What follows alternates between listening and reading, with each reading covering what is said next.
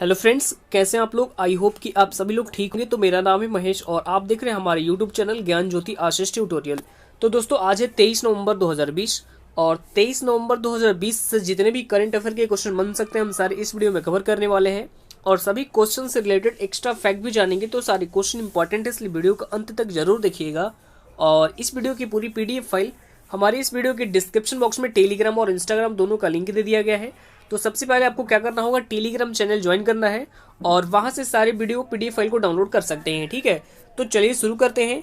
और वीडियो को शुरू करने से पहले मैं आपको ये बता दूं कि आशीष सर का क्लास अनअकैडमी पर शाम 7 बजे फिजिक्स का यानी स्पेशल क्लास स्टार्ट हो गया है।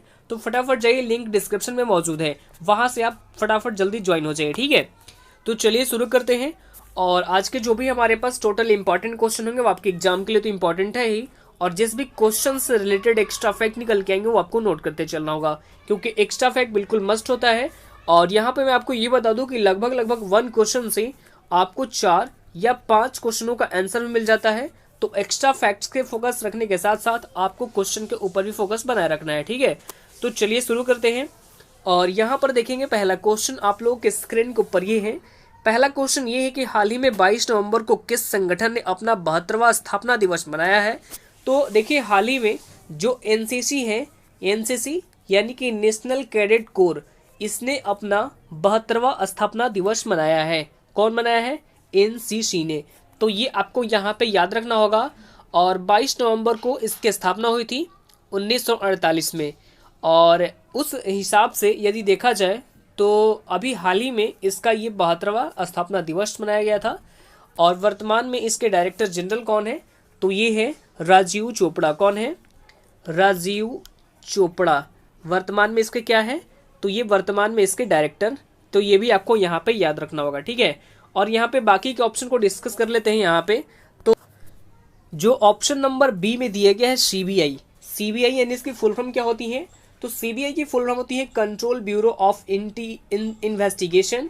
और इसका हेडक्वार्टर आपको नई दिल्ली में स्थित है। कहाँ पर स्थित है? नई दिल्ली में स्थित है। और प्रेजेंट टाइम में सीबीआई का अध्यक्ष कौन है? तो ये है ऋषि कुमार शुक्ला। और ये भी आपको याद रखना होगा कि सीबीआई की स्थापना 1 अप्रैल 1963 में की गई थी। कब की गई थी?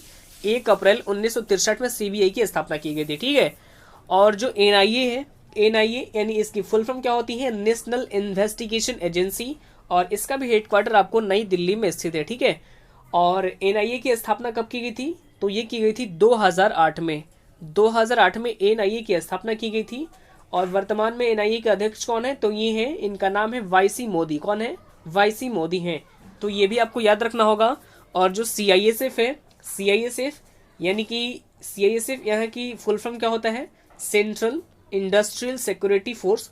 और इसकी स्थापना हुई थी 10 मार्च 1969 में, यानी 10 मार्च 1969 में इसकी स्थापना की गई थी। और इसका भी हेडक्वार्टर आपको कहाँ पर स्थित है? हेडक्वार्टर आपको नई दिल्ली में स्थित है। और वर्तमान में सीबीआई के महानिदेशक ये है राजेश रंजन। कौन है? राजेश रंजन जी हैं। ठीक है, तो ये भी आपको यहाँ पे याद रखने होंगे। अब आगे बढ़ते हैं, हमारे पास second number question. Question number second आपके स्क्रीन को ऊपर है कि हाल ही में Vatayan life time achievement award से किसे सम्मानित किया गया है। तो लाइफ टाइम अचीवमेंट अवार्ड से ये अभी हाल ही में सम्मानित किए गए हैं रमेश पोखरियाल जी। कौन? रमेश पोखरियाल जी। ठीक है, तो देखिए, जो कि प्रेजेंट टाइम में हमारे क्या है? मानव संसाधन विकास मंत्री हैं। हालांकि मानव संसाधन विकास मंत्रालय का नाम बदलकर शिक्षा मंत्रालय कर दिया गया है। ठीक है, और यहाँ पे बात कर रहे हैं किसके बारे में? Vatayan life time achievement award के बारे में। तो देखिए, ये जो पुरस्कार है ये लंदन के वातायन यानी यूके संगठन के द्वारा दिया जाता है। तो किन्हें दिया जाता है? यानी ये जो कवि होते हैं, यानी लेखकों और कलाकारों को उनके क्षेत्रों में किए गए उल्लेखनीय कार्यों के बारे में यह सम्मान उनको दिया जाता है। अब यहाँ पे दूसरे ऑप्शन को डिस्कस कर लेते हैं। तो जो रतन टाटा है, रतन टाटा जी, तो इन्हें अभी हाल ही में IACC यानी कि Indo American chamber of commerce के द्वारा लाइफ टाइम अचीवमेंट अवार्ड से नवाजा गया है रतन टाटा जी को। यदि यहाँ पे हम बात करते हैं रस्किन बॉन्ड के बारे में, जो कि एक प्रसिद्ध राइटर है, और इन्हें अभी हाल ही में Tata literature life time achievement award से भी सम्मानित किया गया है।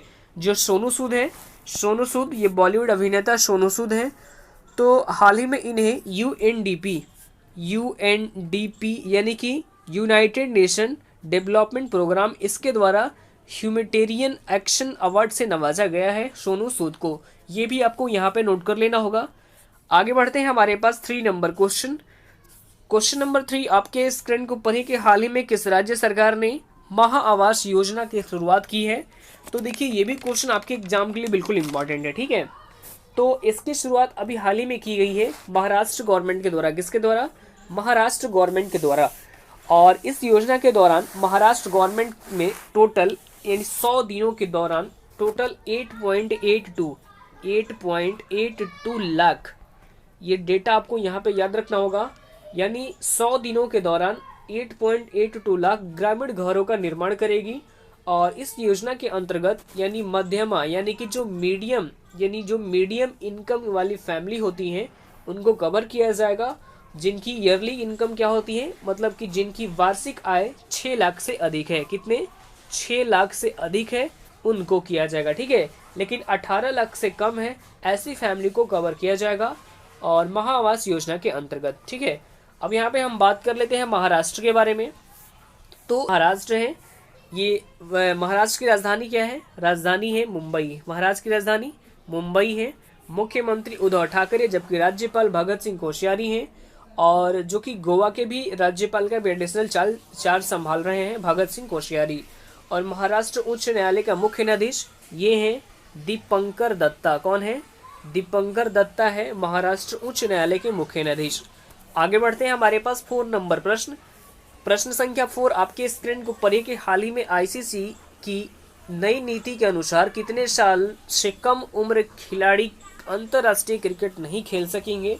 तो देखिए हाल ही में आईसीसी की नई न्यूनतम आयु नीति के मुताबिक 15 साल से कम उम्र के खिलाड़ी अब यानी अंतर्राष्ट्रीय मैच नहीं खेल सकेंगे। तो सबसे पहले यहाँ पे हम बात करेंगे किसके बारे में? आईसीसी के बारे में यहाँ पे डिस्कस कर लेते हैं। आईसीसी यानी इसकी फुल फॉर्म होती है इंटरनेशनल क्रिकेट काउंसिल। तो इसकी स्थापना हुई थी 1909 में। कब की गई थी? 1909 में इसकी स्थापना की गई थी। और इसका हेडक्वार्टर दुबई यानी यूएई में स्थित है, ये भी आपको याद रखना होगा। और प्रेजेंट टाइम में इसके चेयरमैन कौन है? तो ये हैं रमन ख्वाजा। कौन है? रमन ख्वाजा। और आईसीसी के प्रेजेंट टाइम में सीईओ ये हैं मनु साहनी। आगे बढ़ते हैं हमारे पास 5 नंबर क्वेश्चन।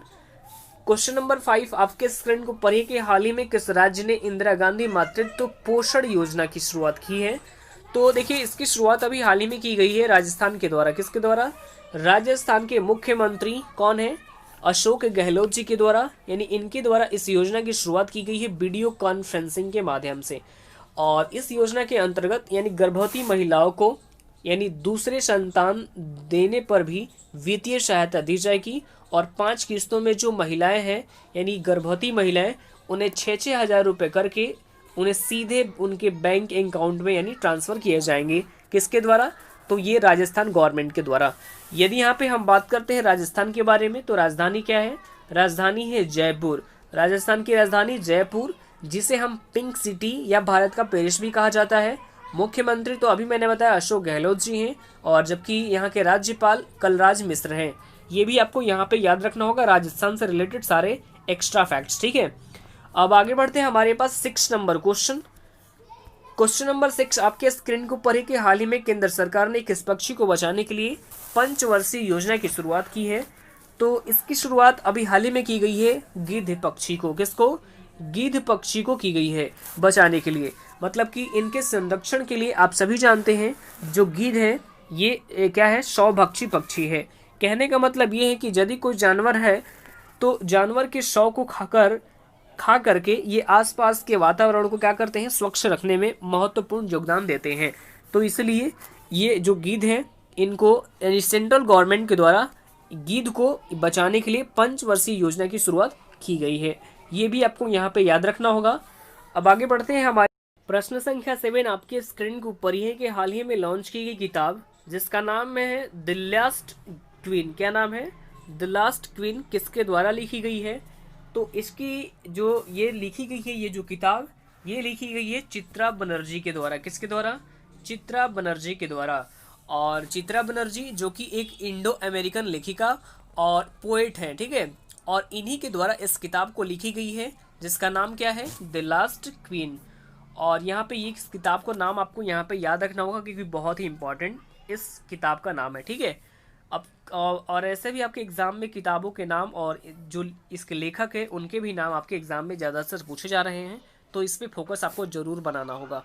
आगे बढ़ते हैं, हमारे पास 8 नंबर प्रश्न, और प्रश्न संख्या 8 आपके स्क्रीन के ऊपर है कि मेडिकल मोबाइल यूनिट जिसका जीवन धारा ये किसके यानी शुरुआत किस राज्य में की गई है। तो ये जो क्वेश्चन है ये भी आपके एग्जाम के लिए इंपॉर्टेंट है, क्योंकि जो भी राज्य से रिलेटेड क्वेश्चन आ रहे हैं ना, और जिस भी राज्य में आपके पेपर हो रहे हैं उन राज्य से रिलेटेड भी क्वेश्चन आपके एग्जाम में पूछे जा रहे हैं। यानी क्वेश्चन है कि मेडिकल मोबाइल यूनिट जिसका नाम है जीवन धारा की शुरुआत किस राज्य में की गई है।